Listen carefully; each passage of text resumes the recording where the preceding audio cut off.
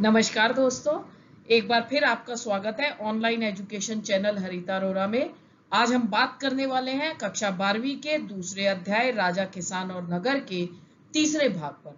उस पर जाने से पहले मैं आप लोगों से एक बात कहना चाहती हूँ कि आज की चर्चा से पहले मैं आपको एग्जाम रिलेटेड, क्योंकि सीबीएसई पैटर्न को हमें फॉलो करना है पूरा पूरा, तो एक छोटा सा टिप दे दूं कि जो ऑब्जेक्टिव टाइप क्वेश्चंस आपके आते हैं उसके लिए आप इस पूरे जितने भी वीडियोस लोड हुए हैं उनके एक एक शब्द को ध्यान से सुनिए। निसंदेह आप सारे ऑब्जेक्टिव टाइप क्वेश्चंस को करने में सक्षम रहेंगे। तो चलिए चलते हैं आज की हमारी यात्रा पर। आपने हर बार इस चैप्टर के उसमें देखा कि 8 उपविषय हैं। हर बार उनके नाम पर ना जाते हुए मैं सीधे बात करती हूँ कि चलिए अब हम चलते हैं उस समय का 600 ईसा पूर्व से 600 ईस्वी के बदलता हुआ देहात पर। अब आप यहाँ देख सकते हैं बदलता हुआ देहात जो है, इसके अंदर जिन चीजों पर हम बात करने वाले हैं वो है जनता में राजा की छवि, उपज बढ़ाने के तरीके, ग्रामीण समाज में विभिन्नताएं और भूमि दान और नए संभ्रांत ग्रामीण। आज का हमारा लर्निंग आउटकम है भारतीय उपमहाद्वीप के राजनीतिक और आर्थिक इतिहास से शिक्षार्थियों को अवगत कराना। तो चलिए बढ़े अब हम आगे और बात करते हैं इसके बदलता हुआ देहात में जनता में जो राजा की छवि थी वो कैसी थी। राजाओं के बारे में जनता अक्सर क्या सोचा करती थी। स्वाभाविक सी बात है कि जो अभिलेख उस समय में मिले हैं वो ज्यादातर प्रभावशाली लोगों ने उस समय में बनाए हैं, तो आम जनता इनके बारे में क्या सोचती थी ये जवाब हमें अभिलेखों से नहीं मिलते। तो इतिहासकारों ने जनता राजा के बारे में क्या सोचती थी उसको समझने के लिए, जानने के लिए किन को ऐतिहासिक स्रोत के तौर पर इस्तेमाल किया, वो थे जातक और पंचतंत्र की कहानियां जिनकी समीक्षा की, क्योंकि इसमें जो वर्णित कथाएं थी उसमें आम जनता को लिया गया है। तो और इसके साथ ही साथ एक बात हमें याद रखनी है कि जितने भी ये थे शुरू में ये कथाओं के स्रोत जो थे वो मौखिक किस्से कहानियां थी, यानी मुंह जबानी एक से दूसरे को बताई गई, लिखा तो इनको बाद में गया है। तो अगर जनता में राजा की छवि की टाइमलाइन से हम देखें तो जो जातक कथाओं को कई बार बुद्ध के पूर्व जन्मों की कहानियां भी कहा जाता है। तो ये जातक कथाएं कब से लिखी गई हैं? पहली सहस्त्राब्दी ईस्वी से लेकर के, ये मतलब सहस्त्राब्दी का मतलब होता है 1000 साल, यहां से लिखनी चालू हुई करीबन 1000 साल तक पाली भाषा, यानी आम जो लोग बोलचाल में जो भाषा का इस्तेमाल करते थे उसमें इन जातक कथाओं को लिखा गया है जो आम जनता के बारे में हमें थोड़ी झलक देती है। इसीलिए इतिहासकारों ने इसका एक ऐतिहासिक स्रोत के तौर पर इस्तेमाल किया है। यहां पर हम बात करेंगे जिसका इस्तेमाल जो इतिहासकारों ने किया है एक ऐतिहासिक स्रोत के तौर पर, वो है गद तिंदु जातक कथा। अब यहाँ पूरा चित्र में आप देख सकते हो कि किस तरह से ये जो है एक कहानी इसके अंदर गाई गई है, कहानी बुनी गई है चित्रात्मक माध्यम से, और ये पूरी कहानी राजा और जनता के बीच के उसके संबंधों पर प्रकाश डालती है। इसमें एक उस राजा, दुष्ट राजा के बारे में बात की गई है जिससे उसकी जनता बड़ी दुखी रहती थी। और जनता में कौन है? बुजुर्ग महिलाएं हैं, पुरुष है, किसान है, जानवरों को चराने वाले पशुपालक हैं, गांव के बच्चे हैं, ये तक की जानवर भी लिए गए हैं। अब ये राजा क्या होता है, जैसे आपने कहानियों कथाओं में सुना होगा, राजा भेष बदल करके जनता के बीच में जाता है जानने के लिए कि देखूं मेरी जनता मेरे बारे में क्या सोचती है। तो ये राजा जो था, जो दुष्ट राजा की कहानी है, ये भेष बदल करके अपनी जनता के बीच में जाता है और लोगों से वो जाकर के, यहाँ आप देख सकते हैं, लोगों से वो बातचीत करता है। जब वो लोगों से बात करता है तो लोगों को ये तो पता नहीं कि ये राजा खुद ही आया भेष बदल करके।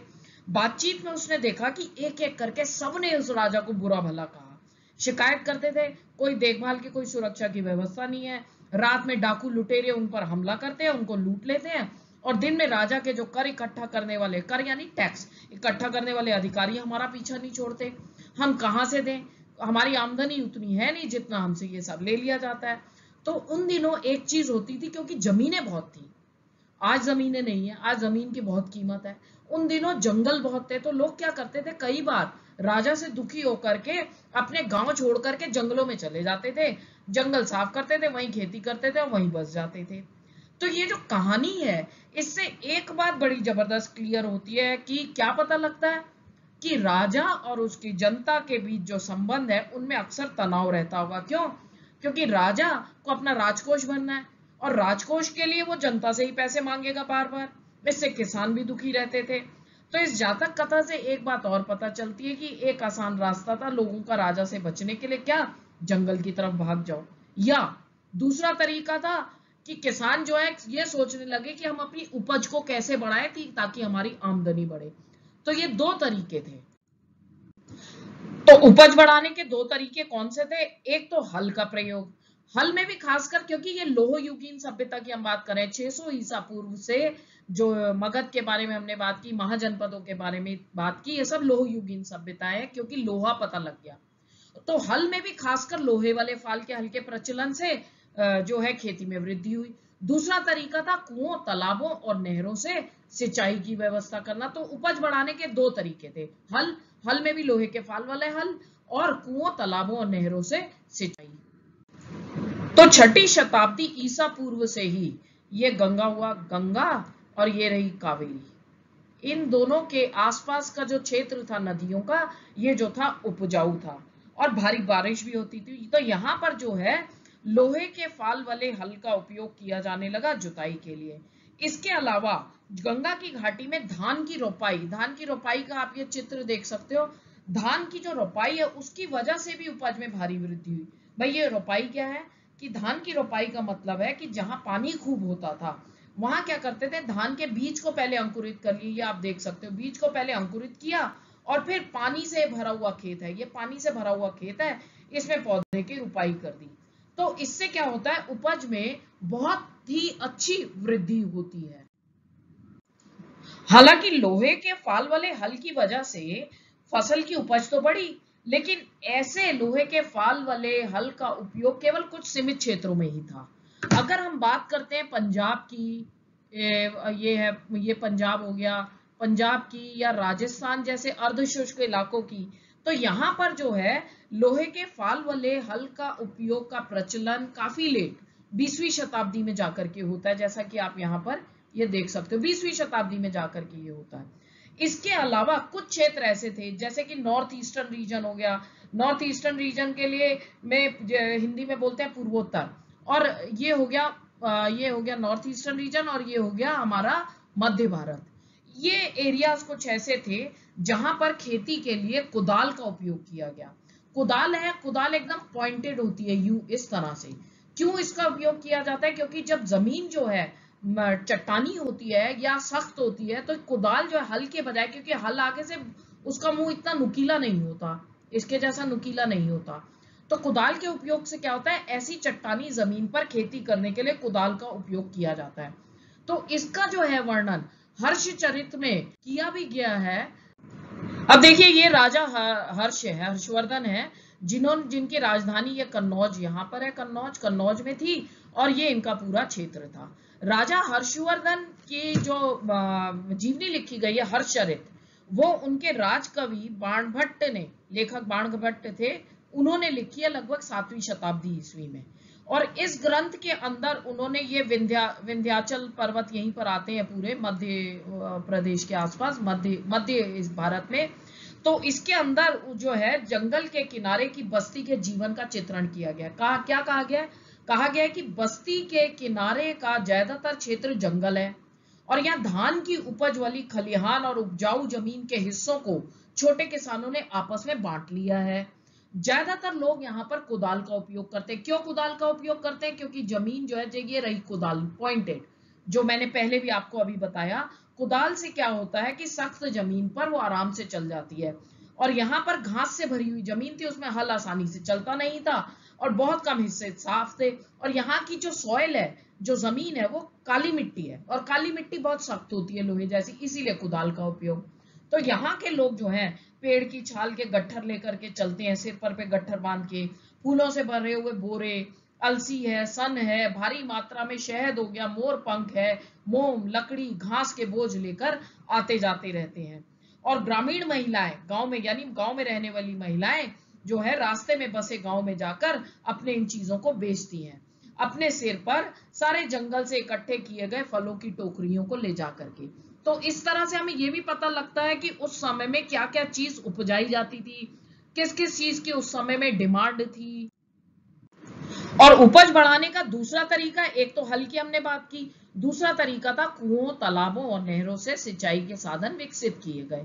कैसे ये साधन विकसित किए गए? कई बार, क्योंकि देखिए नहरें खुदवाना या तालाब बनवाना, कुएं खुदवाना, ये बड़ा महंगा काम था, तो ये आम आदमी नहीं कर पाता था। तो वो क्या करते थे, या तो किसान सारे मिलजुल करके वो कोई कुआं खुदवा लिया, लेकिन ज्यादातर जो है ये व्यक्तिगत लोगों ने, उन लोगों ने जो या तो राजा होते थे या गांव के प्रभावशाली लोग होते थे, वो ये खुदवाने का काम किया करते थे।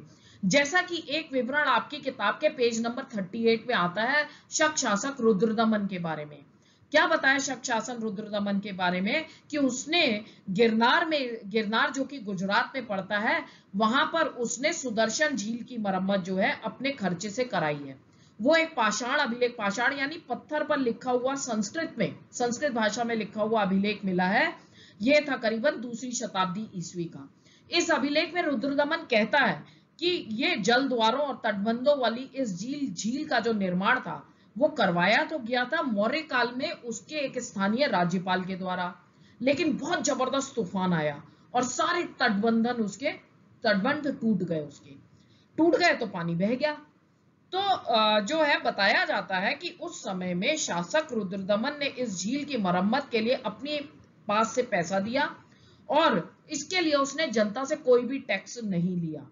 इसी पाषाण खंड में, यानी इसी पत्थर के जो अभिलेख है उस पर एक और अभिलेख भी है, वो 5वीं शताब्दी का है, जिसमें यह कहा गया है कि ये जो है इसको किसने ठीक करवाया था? बाद में गुप्त वंश के किसी और शासक ने भी इस सुदर्शन झील की दोबारा मरम्मत करवाई थी, पहले तो रुद्रदमन करवाई।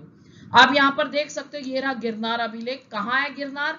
गिरनार ये रहा, ये गुजरात में पड़ता है और एग्जैक्ट इसकी लोकेशन आप रेड पॉइंट से देख सकते हैं। ये रहा शक शासक रुद्रदमन और ये है सुदर्शन झील जैसी कि आज दिखती है। तो जो है उपज तो बढ़ी, लेकिन उस उपज बढ़ने के जो तरीके थे, लाभ पूरे गांव को एक से मिले हों ऐसा नहीं था। उससे क्या हुआ कि गांव के अंदर सामाजिक भेद बढ़ गए। कैसे बढ़ गए? जो जिनके पास ज्यादा जमीनें थी वो अमीर हो गए, जिनके पास नहीं थी वो गरीब रह गए। उस समय की बौद्ध कथाओं में जो हमें मिलता है कि भूमिहीन खेतिहर श्रमिक, यानी जो दिहाड़ी पर मजदूर काम थे, जिनके पास अपनी जमीन नहीं होती, दूसरों के खेतों में काम करते थे, उनके बारे में, छोटे किसानों के बारे में और बड़े जमींदारों के बारे में उल्लेख मिलते हैं। तो यहाँ पर आप देखिए, आपकी स्लाइड के अंदर ये गहपति शब्द भी इस्तेमाल किया। गहपति यानी जो छोटे किसान होते थे और जो बड़े जमींदार होते थे उनको मिलाकर के गहपति कहा जाता था। गहपति एक और होता था, गह मतलब घर, पति मतलब पति, उसका मुखिया।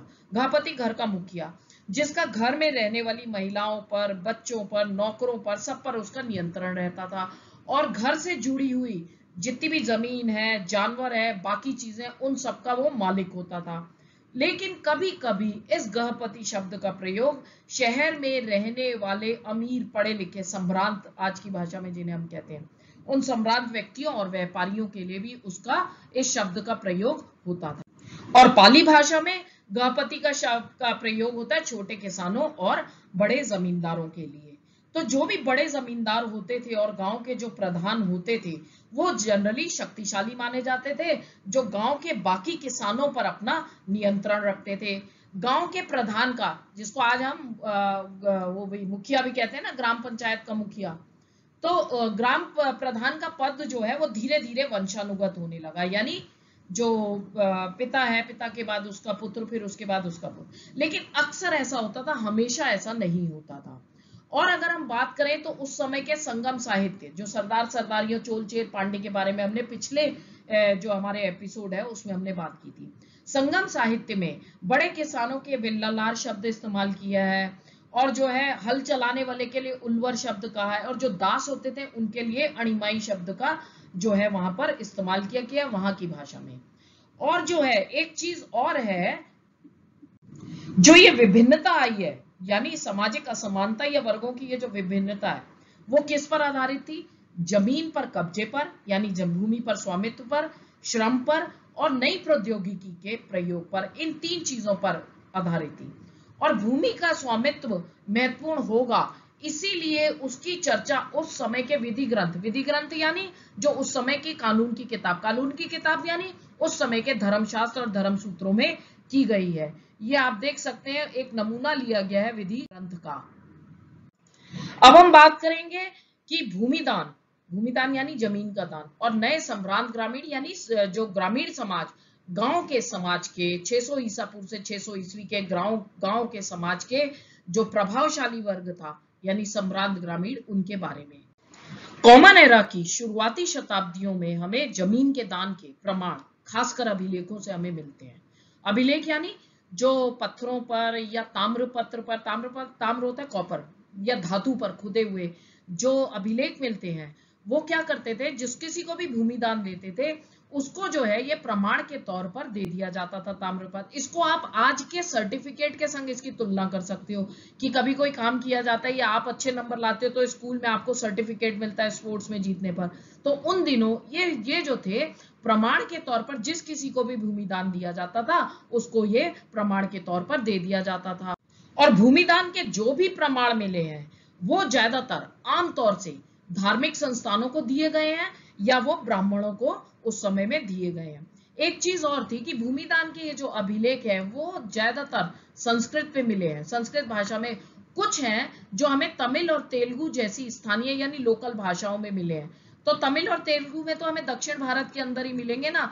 ये देखिए, कर्नाटक से एक 6ठी शताब्दी का ताम्रपत्र लेख मिला है। तो उस समय की जो अब मिलते होंगे, जो धातु पर लिख करके दिया जाता होगा, खोद करके दिया जाता होगा ये लेने वाले को, वो तो एक तरह से वो सर्टिफिकेट का ही काम करता हो।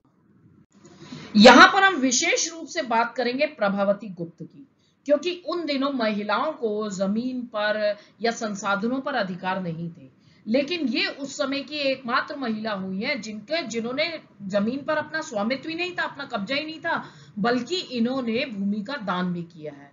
तो कैसे कर पाई? सबसे पहले तो ये थी कौन? ये रही प्रभावती गुप्त। प्रभावती गुप्त थी गुप्त शासक चंद्रगुप्त द्वितीय की, जिसने शासन किया है 375 से लेकर 415 ईस्वी तक, चंद्रगुप्त द्वितीय। ये इनकी बेटी थी, यानी गुप्त वंश, यहाँ पर चंद्रगुप्त द्वितीय ने शासन किया, इनकी पुत्री थी।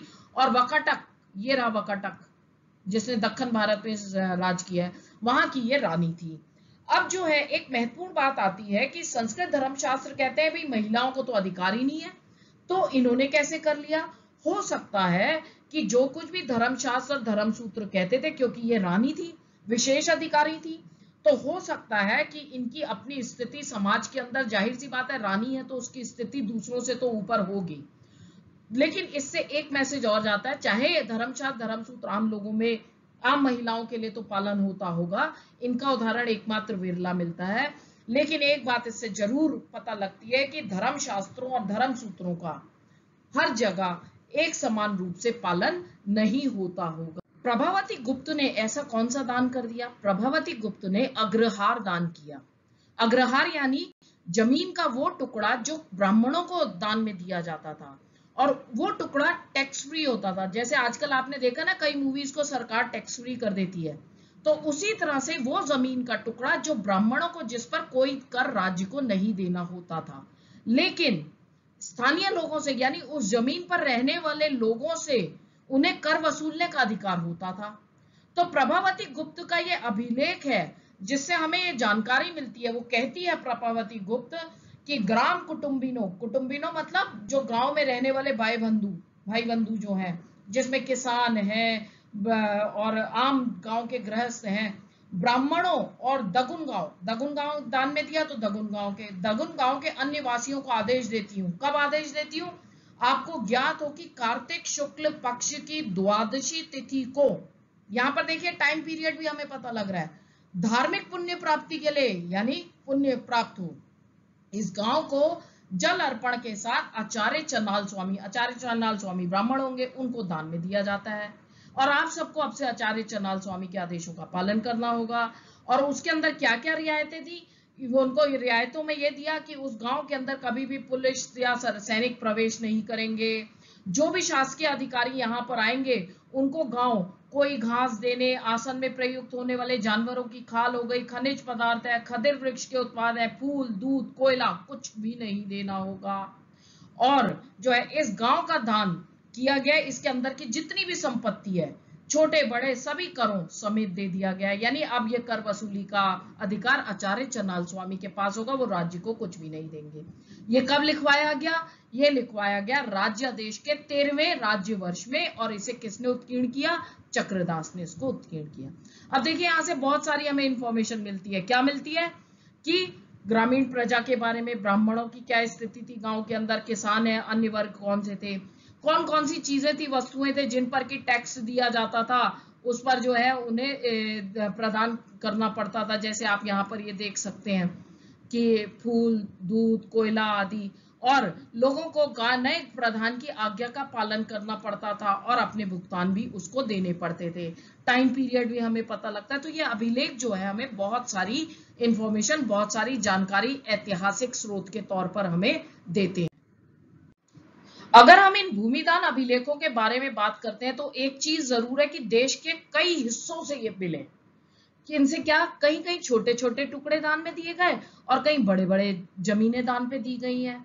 और साथ ही साथ हमें एक और इंफॉर्मेशन मिलती है कि दान जिस किसी को भी मिला है उसके अधिकार क्या क्या दिए गए। जरूरी नहीं है सब जगह एक ही जैसे अधिकारों के साथ दे दिया गया। जैसे अभी हमने पिछली स्लाइड में डिस्कस किया, अलग अलग क्षेत्रों के हिसाब से उनमें अधिकारों में भी हमें क्षेत्रीय परिवर्तन देखने को मिलते हैं। यहाँ पर इतिहासकारों में एक मतभेद भी देखने को मिलता है कि ये भूमिदान राजा लोग देते क्यों थे। कुछ इतिहासकारों के अनुसार ये भूमिदान इसलिए दिए जाते थे ताकि क्या होगा, मान लीजिए जंगल की जमीन दे दी तो वहां पर जिसको जमीन दी वो उसको साफ करवाएगा, लोगों को बसाएगा, तो खेती का विस्तार होगा, क्योंकि उन दिनों जमीनें बहुत थी। तो कुछ इतिहासकारों के अनुसार ये भूमिदान खेती के लिए क्षेत्रों को बढ़ाने की एक रणनीति थी, जबकि दूसरे इतिहासकार मानते हैं कि ये भूमिदान इसलिए राजा देते थे कि जब कभी राजा की शक्ति अपने सामंतों पर, उसका कब्जा जो है वो कमजोर होने लगता था, तो वो क्या करता था कि जमीन दे करके उनका समर्थन दोबारा लेने की कोशिश करता था। या जो शासक है अपने आप को एक महामानव, ऊंचा मानव, बड़ा इंसान दिखाने के लिए अपने आप को प्रस्तुत करता था, तो उसके लिए वो इस तरह के आडंबर दिखाता था ताकि उसका नियंत्रण जहां कहीं भी ढीला हो रहा है वो अपनी शक्ति को दोबारा से मजबूत कर सके। अब इस भूमिदान का जो प्रचलन है इससे हमें क्या क्या पता लगता है, एक इतिहास के विद्यार्थी होने के नाते। एक चीज, राज्य और किसानों के बीच के कैसे संबंध रहे, क्योंकि हमें पता लगता है किस तरह का टैक्स देते थे और भी बहुत सारी चीजें, ब्राह्मणों को समाज में उच्च स्थिति थी, तो राज्य और किसानों के बीच के संबंधों की झांकी हमें मिलती है। लेकिन इसके साथ साथ एक चीज हमें और पता लगती है, क्या है कि कुछ लोग समाज के ऐसे थे जिन पर अधिकारियों का, सामंतों का कोई भी नियंत्रण नहीं था। कौन थे वो लोग? वो लोग थे पशुपालक, यानी जो जानवरों को पालते थे, घुमंतु खेतिहर, यानी जो घूम घूम कर खेती करते थे। आजकल जिसको ज्योग्राफी में हम झूम कल्टीवेशन, झूम खेती कहते हैं, यानी एक जगह खेती की, वहां की जमीन फिर छोड़ दी ताकि वो अपने उपजाऊपन फिर से ले ले और फिर आगे बढ़ गए खेती करने।